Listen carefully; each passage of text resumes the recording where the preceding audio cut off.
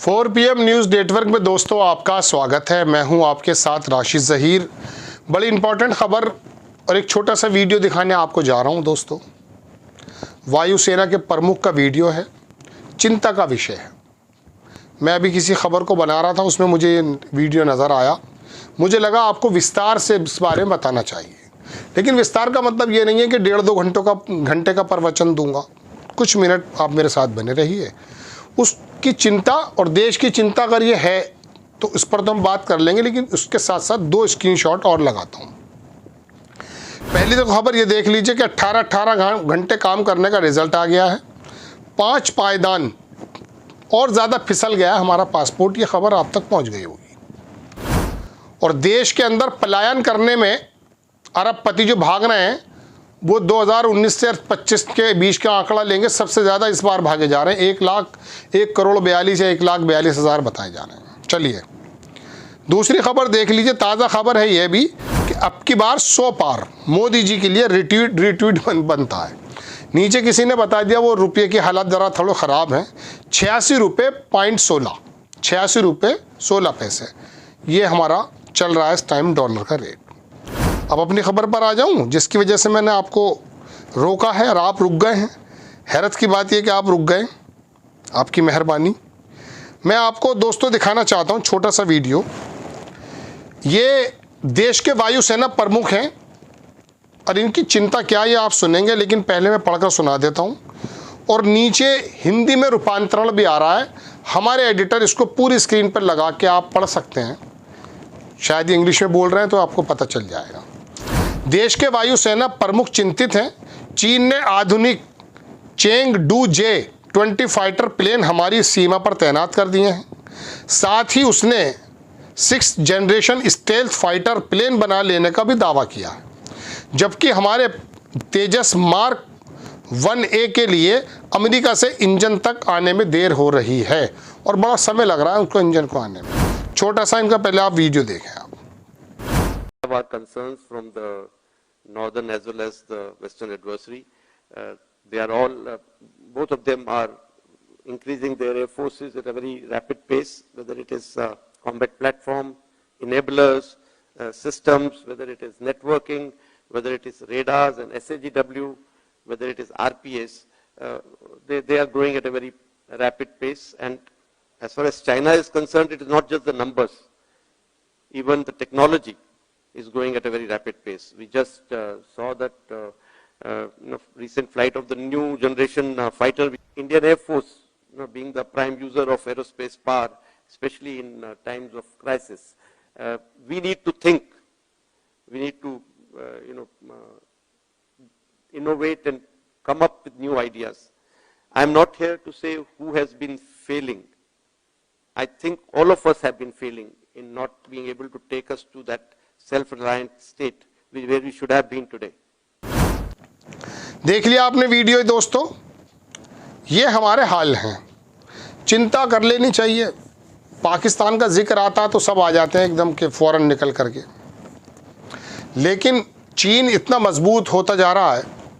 अभी पिछले दिनों क्या कल परसों तरसों वो ट्रंप ने ये बोल दिया कि वो कनाडा जो है हमारे में विलय हो जाए और हम उसको 51वीं स्टेट बना लेंगे अपनी और उसको गवर्नर बना देंगे। वहाँ के जो जस्टिन ट्रूडो हैं, और उनका ट्वीट भी कर दिया, गवर्नर ट्रूडो लिख दिया उसमें। बहरहाल कनाडा ने मालूम है क्या कहा है उसके बारे में। वहाँ का जो बंदा आने वाला है वो थोड़ा सा बड़ा मुखर होके बोल रहा है ट्रंप के सामने। उसने कहा हमारा ट्रेड चाइना से हो रहा है या होने वाला है, यानी कि उसको भी अमेरिका के बराबर में बैठने के बाद अगर कोई हमदर्द और कोई मजबूत आदमी मिला तो चीन मिला है। जानते हो ग्रीनलैंड के बारे में बात चल रही है, जो डेनमार्क का भी हिस्सा मानकर चलिए, उसी का आधिपत्य है उसमें। वो क्यों लेना चाहता है ट्रंप? तमाम रेयर ऑफ जब मिनरल्स हैं उसके नीचे हैं, वहाँ पर उसको कब्जा कर। लेकिन वहाँ पर चीन का वन रोड वन बेल्ट का प्रोग्राम है तमाम। तो चीन इतनी बड़ी ताकत बनता जा रहा है। चलिए बनिए 1990 में ये हमारे हमकक्ष खड़ा था, लेकिन हम कहाँ रहे और चीन कहाँ से कहाँ पहुँच गया। हालांकि PV नरसिम्हा राव और कांग्रेस की सरकार ने दुनिया के बाज़ारों के जब दरवाजे भारत के लिए खोले तो हमारी भी अर्थव्यवस्था बड़ी तेज़ी से आगे बढ़ी थी। लेकिन उसके बाद आपको मालूम है हमारी जो राजनीति और हमारी जो सरकारें हैं वो मंदिर और मस्जिद के पीछे ही तवाफ़ करती रहती हैं। और नेता आज भी, मैं तो अभी केजरीवाल को सुन रहा था, वो हनुमान भक्त बताते हैं अपने आप को। मतलब केजरीवाल जैसे व्यक्ति को भी धर्म का चोला ओढ़ना पड़ रहा है। वजह मालूम है क्या है? क्योंकि आपके अंदर बैठे हुए बहुत सारे लोग धार्मिक पशु बन गए। एंकर हमारी तरह जो हैं उनमें से बहुत सारे लोग धार्मिक पशु बने हुए हैं। तो धर्म के बिना कुछ चल ही नहीं रहा है, जातियों के बिना कुछ चल ही नहीं रहा है, समाज के बिना कुछ चल ही नहीं रहा है। पीयू की रिपोर्ट्स आती हैं, उसमें पता चलता है कि 70% के करीब देश में धार्मिक वर्गीकरण हो रहा है, कोई फ़र्क पड़ता है। लेकिन ये जो हमारे वायुसेना प्रमुख हैं ये अपनी स्ट्रेंथ और चीन की स्ट्रेंथ बता रहे हैं। हिम्मत है कम से कम इसकी डिफ्रेंशिएट करने की भी बारे में। दुनिया की दूसरे या पहले नंबर की ताकत चीन पहुंच जा रहा है, बिना किसी जगह लड़े अपनी तरक्की को आगे चल रहा है। धर्म के मंदिर मस्जिदों में नहीं जाके बैठा है शी जिनपिंग, ना भगवा कपड़े पहन करके आ गया है, कुर्सी भी भगवा, तौलिया भी भगवा, कपड़े भी भगवा, ये नहीं कर रहा है, वो तरक्की की बातें कर रहा है। तो वहाँ बॉर्डर पे हालात हमारी सेनाओं के ये हैं, क्या इसके बारे में आपको चिंतित नहीं होना चाहिए? अब मैं आपको अगर इसका बड़ा गहरा अध्ययन करके ये बताऊं कि हमारी ताकत कितनी है और चीन की ताकत कितनी है, तो इसके बारे में आप भी बोर हो जाओगे और आपको चटकी हुई खबर सुनने चले जाओगे कहीं और। इतना समझ लीजिए चीन तो मजबूत है ना। तो अब हमारी सरकारें क्या कर रही हैं? क्या हमारे विदेश मंत्री इतने कहते हैं चीन बड़ी बड़ी अर्थव्यवस्था, उससे लड़ नहीं सकते हैं? ये बात बोल सकते हैं। हमारे गाँवों पर आकर के वो कब्जा कर लेता, हमारा जो टीवी का एंकर है उसका मुंह सिल जाता है, कुछ और बातें बकने लगता है, कुछ आपको ओरिजिनल बातें नहीं बता पाता है। तो ये बात तो कुछ नहीं हुई साहब। लेकिन एक बात मैं बताऊं दोस्तों, आपके हाथों में कुंजी है, कुंजी कहते हैं चाबी को।